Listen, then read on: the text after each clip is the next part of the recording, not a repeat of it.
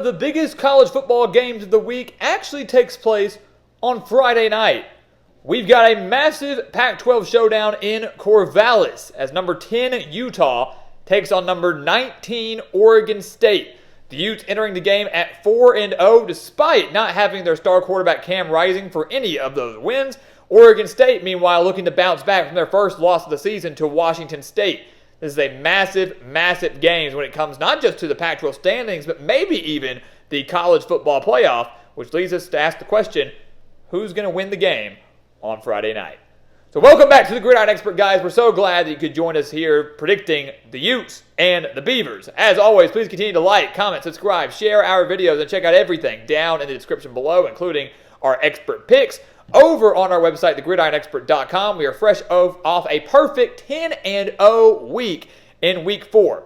Undefeated in our spread picks in Week 4. We're hitting over 60% of our bets this season, over 75% in our best bet section, over 80% in our best bet section for the NFL. So if you want guaranteed winnings, a guaranteed winning record, money right back in your pocket, and the best customer service anyone can give you, especially since we're beating out over 80% of the national handicappers each of the last 5 years, well, this is the place for you. The link for that is down in the description below. Go sign up for those expert picks over on thegridironexpert.com. Check out our Patreon account as well and our mailing address to send us some of your team's gear. We've got a lot of gear back here. Not too much Pac-12, though. Got some UCLA, got some Washington. Would love to get some Oregon State, Utah, whoever your team may be. Send it over to us so we can represent your team in every single video. Got some USC, too. Maybe one of the better teams, maybe the best team in the Pac-12, some would say. But let's break down Utah and Oregon State. This game is going to be awesome. It's going to be epic, and the stakes are massive. You take a look. We'll just break it down. We'll take a look at offense first, right? We'll start with Utah. Utah is such a hard team every week for us to discuss and break down because we still don't know the status of Cam Rising. At the timing of this filming, we do not know the status of Cam Rising. It feels like every single week we expect him to play. He's getting closer and closer and closer, and then he doesn't. And then they turn to Nate Johnson, who's done well for the Utes, right? 398 passing yards, 2 touchdowns, has over 150 rushing yards, 3 rushing touchdowns, so that dual threat capability, keeping defenses on their toes. But Utah, offensively, without Cam Rising, has been boring. It's been lackluster. They really haven't been explosive. And look, I don't care if you're boring. If you're winning games, it doesn't matter how you do it, how your offense looks. But the problem is Utah is too predictable. They are not moving the ball extremely well. They're only averaging 322.5 yards per game, only 157 through the air, 165 on the ground. Beat UCLA last week, but only had 219 yards of offense. 7 of their 14 points came on the first play of the game off a pick 6. So right now, Utah's offense, to me, is very similar to what we've seen out of Iowa the last few years. It's a team that's going to rely on their defense to set their offense up with very favorable field position or their defense to score points for them. Until Cam Rising can come back, Utah is going to be very stagnant offensively. Yes, JaQuinton Jackson is there, over 230 rushing yards on the year, averaging 6.1 yards per carry, and a strong offensive line for Utah that allows their offense to slowly crank out drives. Only pick up a couple first downs with that running clock. These games move fast. That's what Utah has to do. It's all about the run right now. Nate Johnson has proven he can throw. He's proven he can deliver if needed, but they don't really want him to. He's not going to go out there and air it out and be as efficient through the air like Cam Rising would be. So if Cam Rising plays, his offense takes a major leap forward in this game. If he doesn't, they still have to ride with Nate Johnson. Expect Utah to grind it out a lot on the ground. Oregon State, on the other hand, they're drastically different. They are much better offensively as of now than Utah. They are more balanced offensively than Utah as of now. But they also, like Utah as of now, love to run. Oregon State is a run-heavy team, averaging 234 passing yards per game, 225 rushing yards per game behind Damian Martinez and Deshaun Fenwick. Rushed for well over 200 yards last week, despite losing to Washington State 38-35 in a game that was nowhere near as close as that final score indicated. Keep in mind the Beavers trailed by 21 points entering the fourth quarter. DJ Uiagalelei, the highly touted transfer out of Clemson, has been pretty solid at quarterback so far. 828 yards, 7 touchdowns, just 3 interceptions. Again, this is not an Oregon State team that's crazy explosive. They're not going to, torch you over and over and over again. They're not a fast offensive team, but the best way I can describe them is they're very efficient. This is a very efficient Oregon State offense, and obviously has led to a very strong mark. It's led to a top 20 ranking right now, and has kept them in the hunt for a Pac-12 title, and may continue to do so if they can get this massive home win over Utah. This is a team, though, that's got to play better offensively now against a stingy defense against Utah than they did against Washington State, who defensively solid, but Washington State's defense nowhere near that of Utah. The Utes' defense, guys, is elite. Utah's defense is unbelievable. They held a great offense in UCLA last week to 243 yards. Held them to just 9 rushing yards. And that's your money number right there. You held UCLA, a team that was torching people on the ground, held them to 9 rushing yards.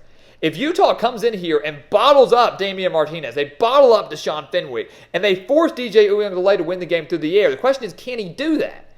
Can he deliver through the air if the running game is completely taken out of the question? If you make Oregon State one-dimensional, can the Beavers still win? Again, Utah's defense has been great. They torched UCLA last week. They have 14 sacks on the year. They have forced 7 turnovers on the year, which then translates to offense. 263.8 yards per game. That's all they're allowing on average this year, including just 51 on the ground. They are extremely stingy up front, very strong front 7, and one could argue that UCLA has a better offense than Oregon State. And again, Utah completely shut that down. Granted, it was in Salt Lake City, and Utah a very different team at home than they are on the road. Oregon State defensively, they're pretty solid too. They didn't look good last week against Washington State, but you can't say one game ruins it all, right? They're still a pretty strong defensive team. They're only giving up 327 yards per game, 257 through the air, 70 on the ground. So like Utah, they do a great job of bottling up the run. And honestly, right now, for me, if I'm looking at this game, I'm more concerned with that number for Utah than I am Oregon State. Because if Oregon State comes in here and bottles up that Utah run game, bottles up Nate Johnson, doesn't allow him to throw, or doesn't allow him to run, bottles up the Utah run game, doesn't allow them to get anywhere going, doesn't allow them to rush for over 160 yards and generate these long, methodical drives, then what are you going to do? Utah does not want to have to rely solely on Nate Johnson to win the game through the air. They do not want to rely on him to have to deliver drive after drive after drive through the air. Cam Rising's back there. That story changes completely. Again, as of this filming, we do not know the status for Cam Rising on Friday night. We still don't know. But if Nate Johnson's back there, that's a concern. So what Oregon State needs to do is they need to go in there, bottle up the run game, force Utah to try to win the game through the air. Because here's the thing. While Oregon State looked horrible against the pass last week, allowing Washington State to throw for over 400 yards against them, putting up over 528 yards total, they're not going to let Utah do that. Nate Johnson, or Cam Rising for that matter, is not going to go out there and throw for over 400 yards against Oregon State. It's not going to happen. Oregon State, if they want to win this game, has to rely on their front 7. They have to step up. They have to shut down the run. They have to rattle a young quarterback, or they have to rattle a quarterback who has not played a game since early January in the Rose Bowl, and that could lead to a victory in Corvallis. So what's going to happen, guys? Big keys to the game for both. An interesting game for both. Utah still weird on offense, still questions on offense, but the defense is elite. Oregon State, much more balanced offensively, not explosive, but they're efficient. Both defenses are solid. Both teams need to find a way to take away the opposing team's run game, and then it's up to the quarterbacks. If you're basing it off of Nate Johnson versus DJ Uiagalelei owns the quarterback edge. No doubt about it. He delivers. They win the game. If it's Cam Rising versus DJ Uiagalelei, a little bit more interesting. I think Cam Rising is better than DJ. I do. But will a Cam Rising, if he plays, be better than DJ in his first game back since January? I don't think so. Bottom line, guys, whether Cam Rising plays or doesn't play, I think Oregon State wins this game on Friday night. I genuinely believe that to be the case. I think it's close either way, but I think Oregon State gets the win. This Beavers team is going to bounce back. They're going to come back with a vengeance. They're going to come back big time to get a home win. A home win, guys, a home environment where they are 14-1 in the last 3 years. Oregon State is 14-1 at home over the course of the last 3 years. And that only loss came last year in the final seconds to USC, 17-14. This is a good Oregon State team, guys. They got exposed a little bit last week in Pullman, a very difficult place to play against a good Washington State team. But I think they bounced back in a big way. The defense flexed their muscles. They forced Utah and whoever their quarterback is to air it out and try to win the game through the air. The Utah defense can only do so much if the offense is going 3 and out consistently. They're going to get worn down. Oregon State finds a way to win this game. They pull off the upset over Utah and create chaos in the Pac-12. We're talking Oregon, Washington, USC, Utah, Washington State, Oregon State, all teams that are legitimate Pac-12 title contenders.